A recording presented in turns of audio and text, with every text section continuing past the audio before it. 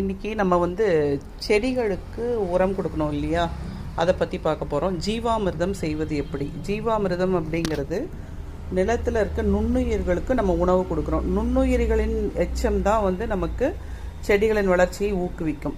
So ஜீவாமிர்தம் எப்படி பண்ணுறதுன்னு நம்ம பார்க்கலாம். அதுக்கு தேவையான பொருள் வந்து சாணி, நாட்டு மாட்டு சாணி நல்லா கெட்டியாக இருக்குது பாருங்கள், நல்லா கெட்டியாக இருக்குது. அடுத்தது நாட்டு வெல்லம், அதுக்கப்புறம் துவரம்பருப்பு ஊற வச்சது, அதுக்குண்டான கண்டெய்னர், வீட்டுக்கு தேவையானது செய்ய போகிறோம். சரிங்களா?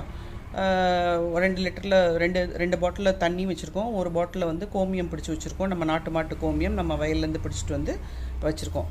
இப்போ இதை எப்படி செய்கிறதுன்னு பார்க்கலாம். நம்ம வந்து இதில் வந்து இப்போ நாட்டு சர்க்கரையை வந்து போட்டுக்கிறோம். நாட்டு சர்க்கரை அரைச்சி வச்சு கொண்டு வந்தாச்சு பருப்பை, அதையும் இதில் வந்து நம்ம ஆட் பண்ணிக்கிறோம். இது கொஞ்சம் கெட்டியாக இருக்குது, நம்ம தண்ணியை வந்து ஆட் பண்ணிக்கலாம்.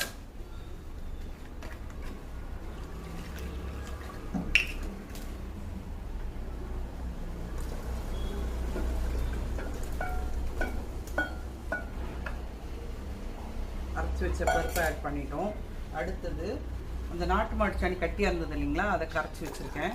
அதையும் நம்ம கிண்டி விட்டு அதையும் வந்து இதில் ஆட் பண்ணிக்கிறோம். அதோட கோமியம், நாட்டு மாட்டு கோமியம் நம்ம தோட்டத்துலேருந்து எடுத்து வச்சுருக்கோம். அந்த கோமியத்தையும் இதில் ஆட் பண்ணிக்கிறோம். இது எதுக்குமே நான் உங்களுக்கு வந்து இவ்வளோதான் குவான்டிட்டி சொல்லலை. நீங்கள் ஒரு 5 பேருக்கு ரசம் வைக்கிறதா இருந்தால் எவ்வளோ வைப்பீங்க, 10 பேருக்கு வைக்கிறதா இருந்தால் எவ்வளோ வைப்பீங்க, அந்த மாதிரி நீங்கள் கனெக்ட் பண்ணிக்க வேண்டியது தான். இப்போது கொஞ்சம் தண்ணீரும் ஆட் பண்ணிக்கிறோம்.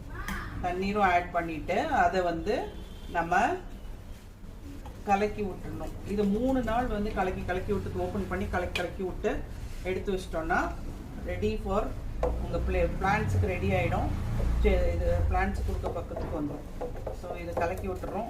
இதை 3 நாள் கலக்கணும். 4வது நாள் வந்து இது செடிகளுக்கு நீங்கள் தெளிக்கலாம். இப்போ நல்லா வந்து நம்ம இதை வந்து கலக்கிட்டோம். இதை டைட்டாக மூடி வச்சிடணும். டெய்லி வந்து நீங்கள் காலையில் எடுத்து திறந்து கலக்கி விட்டு அதில் இருக்க கேஸ் வெளியாக பண்ணிடணும். இதில் நிறைய மைக்ரோப்ஸ் உருவாகும். இதுதான் கான்செப்ட்.